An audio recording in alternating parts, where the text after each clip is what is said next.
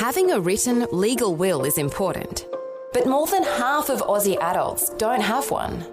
Vision has entered into a partnership with SafeWill, a leading online will writing platform, to provide you with an easier and more affordable way to write or update your will. As part of the Vision family, we want you to know about a way that you can write your will for free. Start the process now and complete it at no cost during Leave a Legacy Week from February 26th to March 3rd. See all the details at vision.org.au/legacy. A biblical perspective on life, culture and current events. This is 2020 on Vision. Well, the death of Vilene White, you might recall, that 70-year-old grandmother at Redbank Plains Shopping Centre on the 3rd of February. It shocked so many of us all over Australia. And even closer to home is that Vilene was a committed Christian believer and even a listener to Vision Radio. She may well have been listening right now if she was still alive. Now, Vilene had gone to the shops with her granddaughter when she was allegedly stabbed to death by a 16-year-old boy.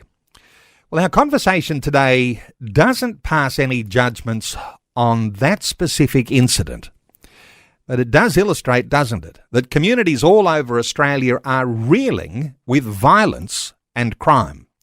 Well, Andrew McColl is back with us today. He's Family Voice Australia State Director for Queensland. And Andrew McColl, always great to talk to you. Welcome back to 2020.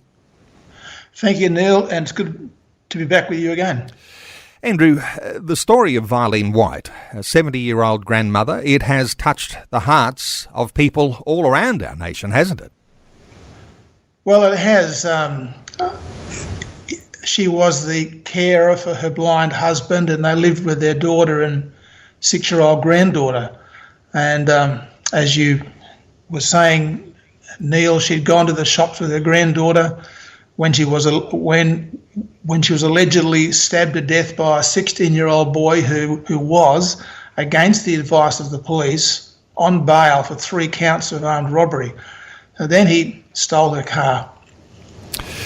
And I guess this is the interesting thing, and while our comments don't relate today directly to what that case will unfold in the times to come, we do want to talk about crime, and we want to talk about the Bible.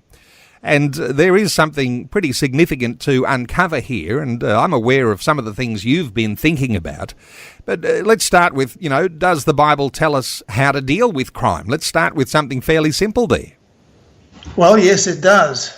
Frankly, God is the first aggrieved person in cases of crime, indeed all sin. After all, he created the earth and he sustains it. And so criminals are violators of his world and his law code. God instructed Israel that justice and only justice you shall pursue, that you may live and possess the land which the Lord your God is giving you. Now, there'll be some who will say, yeah, but Andrew, Australia is not a theocracy. But just in that context, let me quote from the late David Chilton in his 1987 book, Paradise Restored, where he said, the fact is that all law is religious. All law is based on some ultimate standard of morality and ethics. Every law system is founded on the ultimate value of that system, and that ultimate value is the God of that system. The source of law for a society is the God of that society. So that means that a theocracy is inescapable. All societies are theocracies. The difference is that a society that is not explicitly Christian is a theocracy of a false God. Interestingly, Andrew, earlier this week, one of our guests on 2020 made a really amazing and very strong comment. Government becomes an idol when God is removed. And, of course, we're talking government, we're talking law, we're talking about the way that law's enforced. So if you take God out of the situation, the idol that you create in its place may not look like the sort of law that's enforced when we think of the God of the Bible. Of course, when government becomes an idol and law is so easily changed, of course, that's going to end in chaos. So there's challenging things around that sort of thought. But just to reinforce here, when you're saying, when we talk about crime, God is the first aggrieved person in cases of crime. Some people don't always catch that, but that's pretty important, isn't it? Well, it is. And the fact is that this is God's world. And the first man he put here and the first woman both sinned against God, and God held them to account for their sin and put them both out of the Garden of Eden. Now, God was gracious to them. God gave them promises, and those promises to them are extremely important for us today. But what we can learn from the scriptures is that the idea that criminal law should focus on the criminal's reformation or well-being is alien to God's law. God's law in criminal cases focused on the victim. The aggrieved person had to be given proper restitution. And this is particularly clear with the law concerning the apprehension of a burglar in Exodus chapter 22, verse 2, which says, if the thief is caught while breaking in and is struck so that he dies, there will be no blood guiltiness on his account. And what does that mean? Well, it means if a householder finds someone in their home who's broken into their house, then if that householder picks up a weapon of some kind and strikes the burglar and kills him, that's the end of the story. That burglar did something very foolish and he lost his life in the process. So that's how serious God takes the breach of his law. So the whole matter of thou shalt not steal, and including in that is trespassing on someone's private property. Well, if you go trying that, you might come off second best, and that's the end of the story. So we find, Neil, that the foundations of criminal law are in Exodus 20 through to 23, and are then extrapolated in other passages of the Pentateuch, the first 5 books of the Bible. And Exodus 20, of course, lays out the 10 Commandments, and the following 3 chapters provide us with details of their application. So the laws turn when it says that an eye for an eye, or a tooth for a tooth, a hand for a hand, or a foot for a foot in Exodus 21, verse 24, doesn't mean that the criminal shall lose his eye or his tooth, his hand or his foot. It must be seen in the context of financial compensation. And that's clear from verse 22 of that chapter, which says, he shall pay as the judges decide. So if under biblical law, Neil, a gang of 4 youths stole your $20,000 car, they take it to the bush, they torch it, then they are convicted, you'd be entitled to at least twice the value of the car from them, meaning $40,000. That's restitution for you because you've been the aggrieved person after God from this whole business. You've lost your car, you can't get to work. We don't have the privilege of listening to you on the radio anymore now. What's going on? Yep. Now, those 4 youths might say, look, Mr. McColl, we've got no money. And I would say, that's not my problem. When you go to work and get a job, we can take it out of your pay. So Neil gets his $40,000 or more. And Neil says, thanks, fellas. Do we think they'd try that again? Isn't it interesting? The key word, I think, as you're describing it, is restitution, and putting into a modern context, an eye for an eye and a tooth for a tooth, how we would see that today by way of a remedy for the wrong that is done. So that if someone commits a crime against you, restitution is, and as you're describing it here, a biblical way of thinking about how God would deal with crime, that he's on the side of the victim and would see a remedy, a restitution being the primary goal, without so much focus on the one who has committed the crime. In fact, sometimes we feel as though in changes in the way that we think these days, that we ought to be very sympathetic to the criminal and not the victim. But what you're saying is, biblically here, the victim's the focus, not the criminal. Absolutely. And Rushduni points out that in biblical law, the goal is not punishment, but restoration. Not the infliction of certain penalties on criminals, but the restoration of the godly order. The centre of attention is thus not the criminal, but the righteous man and the total godly order. So when Moses gave the law in Exodus, when God gave the law in Exodus to Moses and the children of Israel, he expanded on the revelation he'd given to Noah in Genesis. Thus, we find that murder, as he defines it, is never an accidental event. It is deliberate and premeditated. In fact, the phrase the Bible uses is lying in wait to harm someone. So, in those contexts of true, proven murder, capital punishment was always required. Today, that would include abortion. That would mean we stop the killing of 80,000 Australian babies every year. Would that make a difference to the population of Australia? Of course it would. This has been God's standard of justice from the beginning. God's law permitted no exclusions from justice for people who were supposedly mentally ill or for minors. Everyone was subject to his law. Murder is a fatal assault on a person made in God's image, and God has said to us in Proverbs chapter 6, verses 16 and 17, that he hates hands that shed innocent blood. Now, as believers, we want everything brought to the feet of Jesus, including the law. That's an aspect of us being involved in discipling the nations. Well, some would say, well, why is that, Andrew?